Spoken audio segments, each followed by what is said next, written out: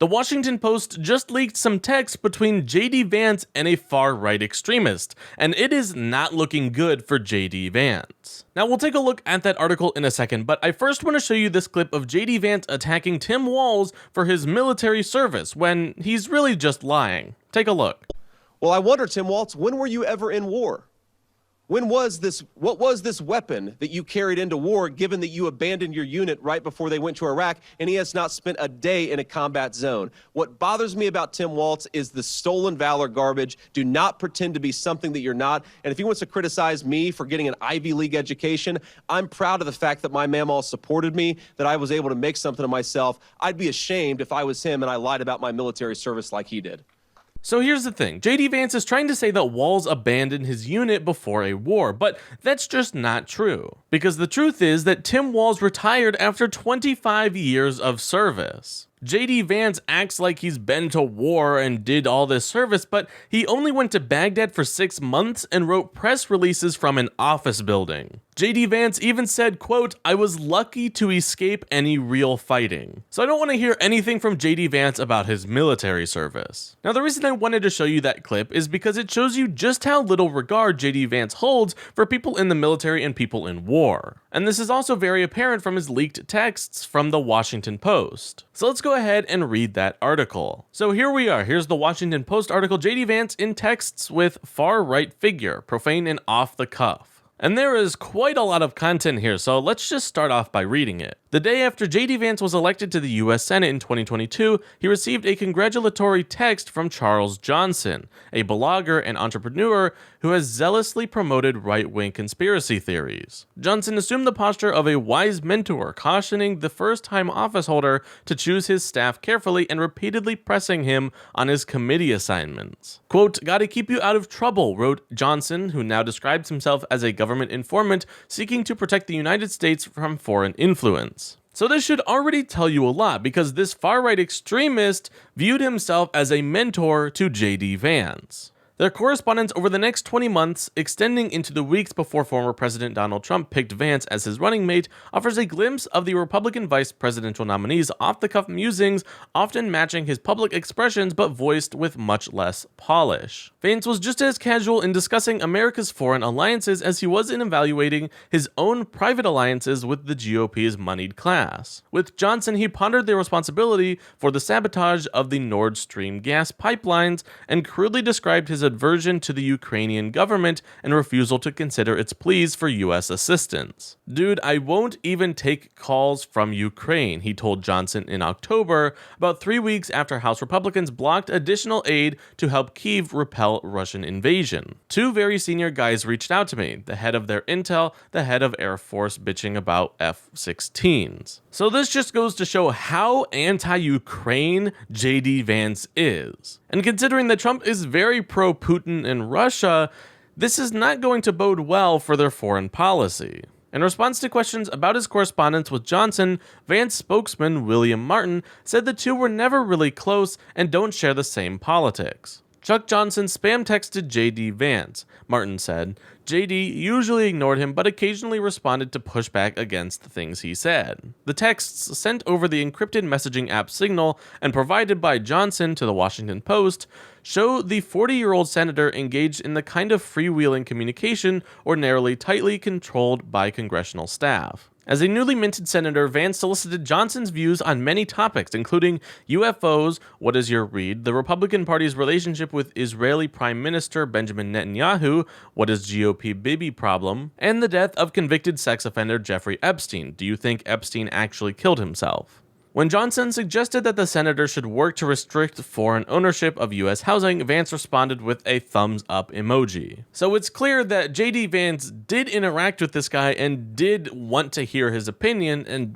was closer than William Martin over here is saying. The mostly friendly conversation with Johnson reflects how Vance gravitates to people on the political fringe, a cohort emboldened by Trump's insurgent campaign in 2016 and highly active online in the years since. After Trump picked Vance as his running mate on July 15th, Johnson has been criticizing his one-time interlocutor and threatening to release their communications. He said he has grown disillusioned with Vance, especially over the senator's favorable view of the Israeli prime minister, and now supports President Biden and Vice President Harris and the Democratic presidential nominee. Now, this next paragraph is just sort of explaining Johnson's far-right views. He casted doubt on the Holocaust, was banned from Twitter for some of this extreme stuff that he said. Of course, it was reinstated by Elon Musk after he took over. But yeah, this guy is a pretty far-right extremist. Johnson has provided information to the FBI in recent years about some of his associates and maintains that his access to far-right circles has allowed him to expose wrongdoing and serve the public good,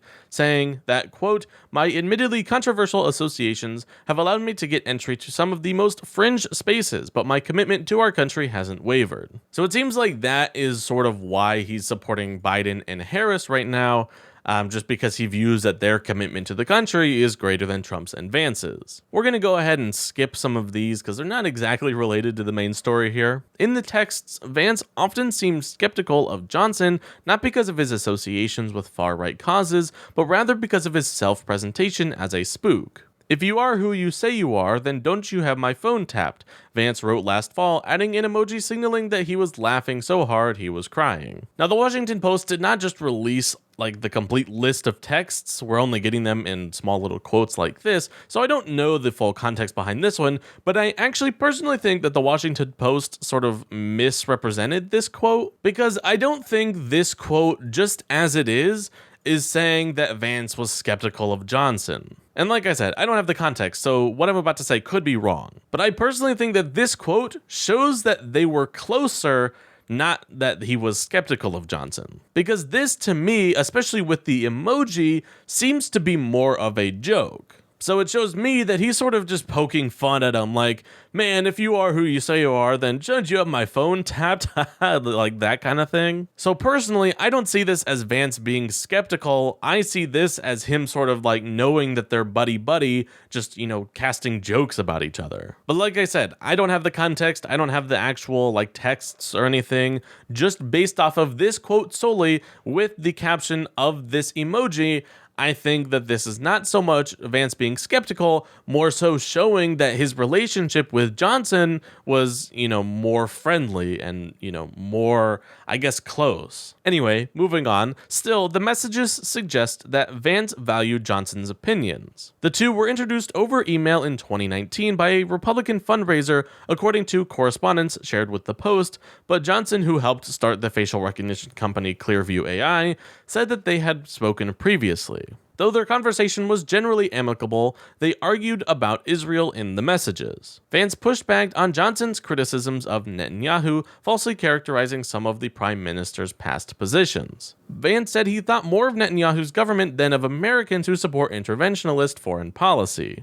Publicly and privately, not a single rep of the Israeli government has sounded as insane as our neocons, he wrote. His defense of Israel and scorn for neoconservatives show Vance saying privately what he often says publicly. But he let his guard down with Johnson, responding to the suggestion that he read an article about the influence of Sheldon Adelson, the late Republican megadonor, by saying, "I'm pretty sure he gave me shit." "Never met him," Vance wrote last year. "He's dead, don't care." And then here's some more information on that, but we're going to go ahead and move down a little bit. At times, the conversation was one-sided, with Johnson repeatedly texting Vance his social media posts without eliciting any response. Late last year, they argued after Johnson challenged Vance's criticism of the sale of U.S. steel to a Japanese corporation. "Stop sending me weird messages," Vance told Johnson. "I find your threatening tone enraging." But occasionally, Vance took the initiative with Johnson, reaching out last fall to ridicule the mental state of a pro-Ukraine activist. In a nod to Johnson's purported work for the U.S. government, Vance suggested he should, quote,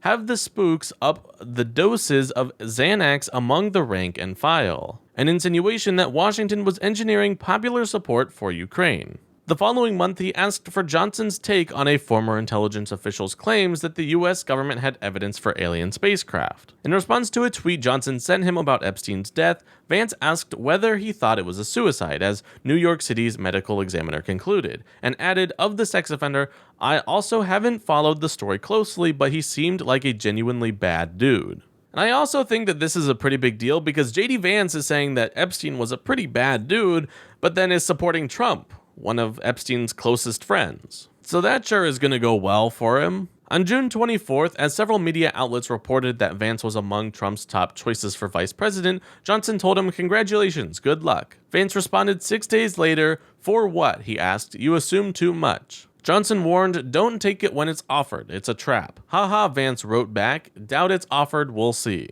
And this is so funny because it shows that JD Vance himself did not even expect that he was going to be picked. On July 15th, the day Trump announced his selection, Johnson sent Vance a message. "Lots of reporters asking into you." And that's all we had on this report. So overall, this was a huge bombshell that shows just how close JD Vance was with a far-right extremist. And it also goes into detail with how anti-Ukraine he is. So if you needed any more proof of how evil JD Vance is, here it is. And you already know that if Trump and JD Vance get elected, JD Vance is going to be pushing a lot of his own personal foreign policy beliefs onto Trump. And like I said earlier, Trump is already very pro-Putin, so they're likely going to follow what JD Vance has to say. So we need to share this story with everyone to make sure they see just how evil JD Vance truly is.